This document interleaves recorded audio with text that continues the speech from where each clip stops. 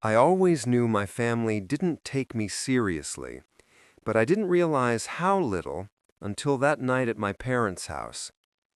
It was a Sunday dinner, one of those traditional Carter family meals where my mom criticized everything I breathed, my sister Madison bragged about trivial things, and my dad pretended to be the wise, calm patriarch. As usual, I stayed quiet. But this time, silence was a weapon, not weakness. I had started a business last year. Nobody supported me, nobody encouraged me, and nobody believed in me, not even slightly. My mom literally laughed when I mentioned renting an office. My sister rolled her eyes every time I talked about branding or clients. When things got tough, they didn't say, "Keep going." They said, "See, we told you it wouldn't work." When I pivoted the business and took a risk they didn't understand, they mocked me for trying too hard. So I learned early on, some wins are better kept quiet.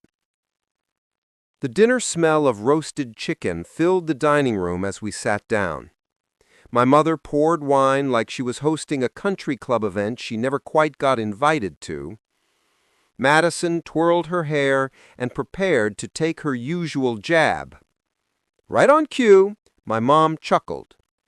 "So," she said, glancing at Madison like she needed backup, "Emily's little business thing ended, didn't it? What did it last? What, Madison, a month?"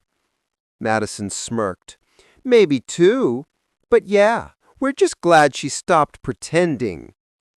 They both laughed. I just folded my napkin neatly, calmly. Inside, though, oh, I was savoring what was coming. I didn't defend myself, didn't correct them, didn't say a word. Because the absolute best revenge is the kind they never see coming. That's when my dad looked at me, brow furrowing.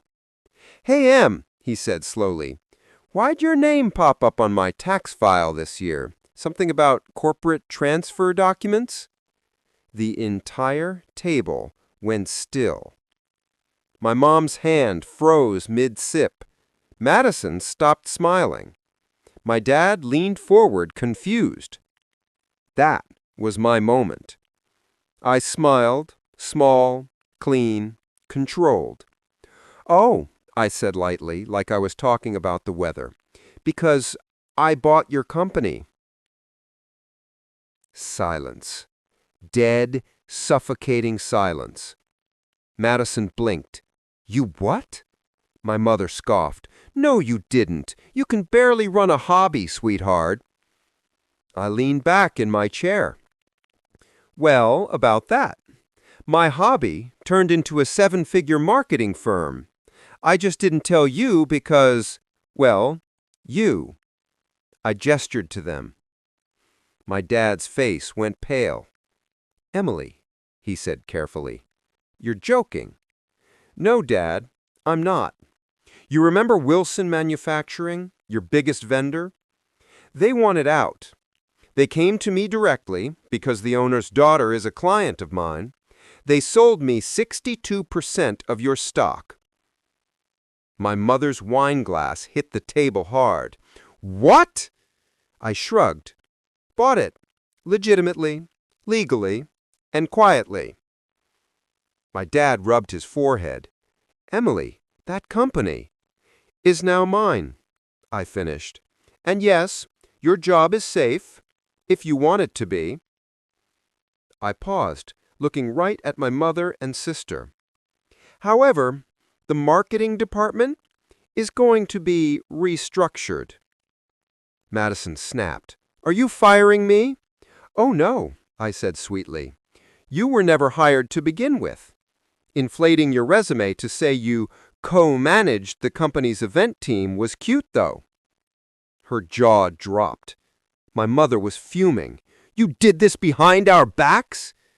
"No," I said calmly. "You just never listened when I talked. And now I'm in a position where listening to you isn't required." My dad cleared his throat again.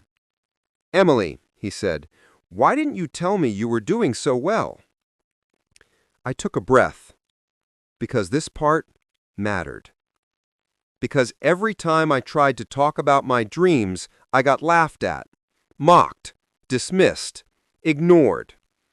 I had to grow in silence because noise was all I ever heard from you. My mother opened her mouth, but I interrupted. And for the record, my business didn't fail, it scaled.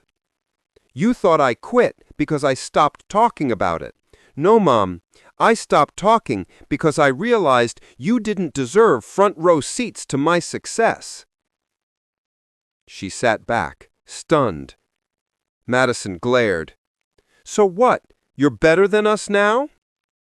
"No," I said softly. "I'm just not smaller than you anymore." The next morning, I walked into my company headquarters.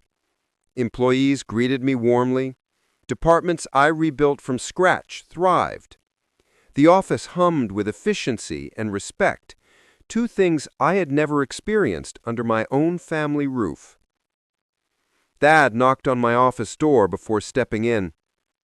"Emily," he said gently, "I'm proud of you, and I'm sorry.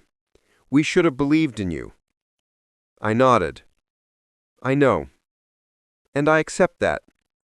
But things will be different now." He smiled. At least he meant it. As for my mother and sister, well, silence from them is louder than any insult they ever tossed my way. And honestly, that's its own kind of revenge. Because while they spent their whole lives trying to shrink me, I grew. Quietly, powerfully, and without their permission.